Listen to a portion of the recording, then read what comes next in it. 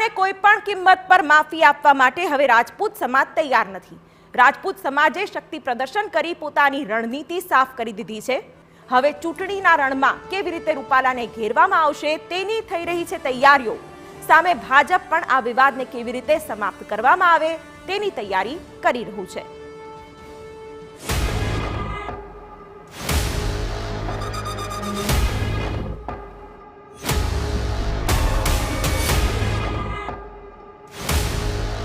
Rupala versus Rajput.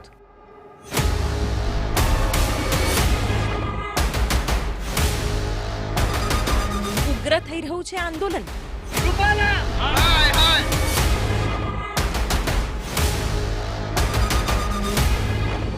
હવે શું કરશે ભાજપ?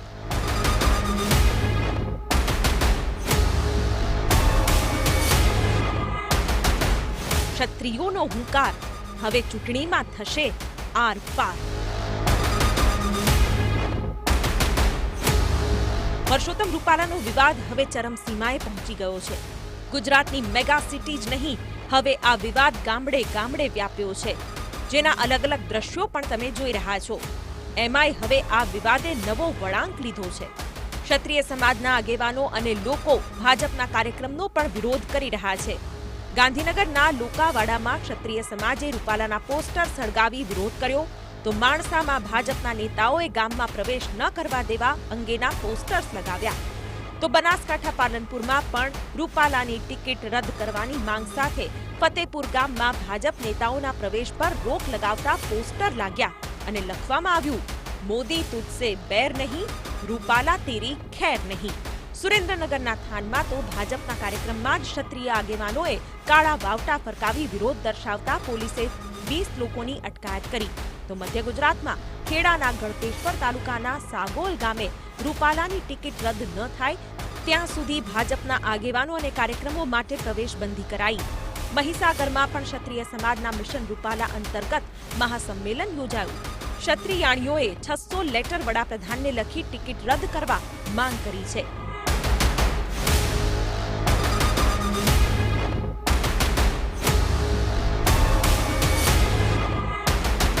હવે આ મુદ્દાને ગુજરાત જ નહીં પરંતુ દેશના અન્ય રાજ્યો સુધી લઈ જવાની પણ તૈયારી થઈ ગઈ છે। રાષ્ટ્રવાદી જનલોક પાર્ટીના સંયોજક શેરસિંહ રાણાએ અમદાવાદમાં કહ્યું કે હવે આ મુદ્દે તેઓ સમગ્ર દેશમાં લડત ચલાવશે। શેરસિંહ રાણાએ દાવો કર્યો કે ભાજપે આ મુદ્દો જાણી જોઈને ઊભો કર્યો છે। मैंने आपसे बताया कि अगर बीजेपी ने उनको चेंज किया तो इसका मतलब स्पष्ट है कि ये गलती रूपाला जी से हुई है निजी रूप से। अगर वो उनको चेंज नहीं करते हैं तो इसका सीधा सा मतलब है कि उनको पार्टी ने ही कहा है कि हमने क्षत्रियों को जितना निचोड़ना था निचोड़ लिया है, अब आप जान के इनका अपमान करो कि जिससे कि इनके अपमान करने से जो दलित और पिछड़ा समाज है वो हमारी तरफ ज़्यादा आकर्षित हो सके, वो ऐसा मानते हैं। लेकिन मैं अपने दलित भाइयों से, पिछड़े भाइयों से ये आह्वान करता हूँ कि बीजेपी के या रूपाला जी जैसे लोगों के इन बातों में आप नहीं आइएगा। आज जैसे इन्होंने हमारा अपमान कर रहे हैं, जो समाज 50 साल से इनकी रीढ़ की हड्डी बन के इनको सत्ता में लाया, एक दिन आपको भी निचोड़ने के बाद ये आपका भी अपमान करेंगे। तो आप किसी जाति को खुश करने के लिए किसी जाति का अपमान कर रहे हैं, मुझे लगता है ये अच्छी बात नहीं है। રાજકોટમાં રૂપાલા સામે રાષ્ટ્રવાદી જનલોક પાર્ટીએ પોતાનો ઉમેદવાર ઊભો રાખવાની પણ તૈયારી દર્શાવી છે। अगर कमेटी ये कहेगी कि राष्ट्रवादी जनलोक पार्टी का प्रत्याशी हम राजकोट में लड़ाने के लिए तैयार हैं, तो मेरी तरफ से उनको खुला ऑफर है।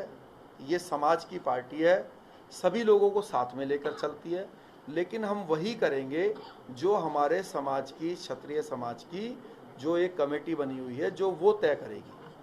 तो आप जो बता रहे हैं, अगर वो ये तय करेगी कि हमें अपना प्रत्याशी लड़ाना है तो हम उस रास्ते पर चलेंगे।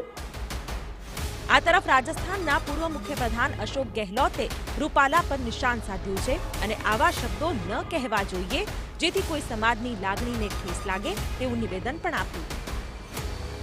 कोई बात ऐसी कहनी नहीं चाहिए जो कोई वर्ग को तकलीफ हो, मेरा मानना ये है। उन्होंने कहा तो ठीक नहीं कहा। आज डेमोक्रेसी है। इतिहास में क्या हुआ किसी को कोई सच्चाई क्या थी किसी को नहीं मालूम। अब उसको आप इशू प्रस्तुत करते हो तो दुख होता है। ऐसी बात कहनी क्यों जिसे किसी को दुख हो, किसी वर्ग को, जाति विशेष को या धर्म विशेष को दुख नहीं होना चाहिए। રૂપાલા સામે ક્ષત્રિયોનો વિરોધ ખાળવા ભાજપ પણ સક્રિય છે। ગાંધીનગરમાં ગૃહપ્રધાન હર્ષ સંઘવીના નિવાસસ્થાને બેઠક યોજાઈ હતી, જેમાં બેઠકમાં ભાજપના 9 જેટલા ક્ષત્રિય નેતાઓએ હાજરી આપી। ભાજપના ક્ષત્રિય નેતાઓ અગાઉ પણ ક્ષત્રિય આગેવાનો સાથે બેઠક કરી ચૂક્યા છે। પહેલા તબક્કાની બેઠકમાં કોઈ નિવેડો નહોતો આવ્યો।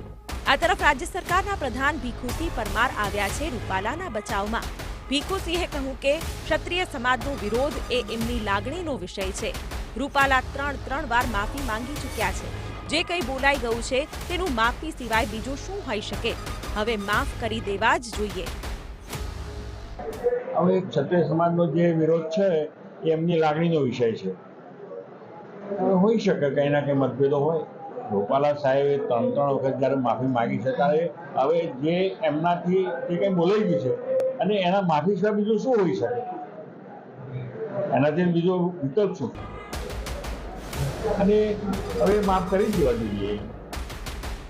બચાવમાં નિવેદન, વિવાદને સમાપ્ત કરવા બેઠક, આમ ભાજપે રાજપૂતના આંદોલન સામે પોતાની રણનીતિ બનાવી લીધી છે। પરંતુ હવે આ આંદોલન અનેક જિલ્લાઓમાં ફેલાઈ ગયું છે। રાજપૂતો પોતાની માંગ પર અડગ છે। રૂપાલાને બદલવામાં આવે તેવી માંગથી પાછળ હટવા રાજપૂત સમાજ તૈયાર નથી। ત્યારે હવે જોવાનું એ છે કે આગામી દિવસોમાં આ આંદોલન કઈ દિશામાં આગળ વધશે। Bureau report, TV9।